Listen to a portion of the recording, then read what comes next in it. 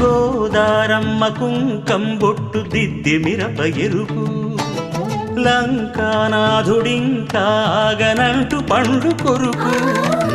చూసే చూపు ఏం చెప్పింది సీతాకాంతకి సందేహాల మబ్బే పట్టె చూసే కంటికి లోకం కాని లోకంలోన ఏకాంతాల బలపు అలపాపి కొండలా నలుపు కడగలేక నవ్వు తనకు రాగా ఉప్పొంగిలే గోదావరి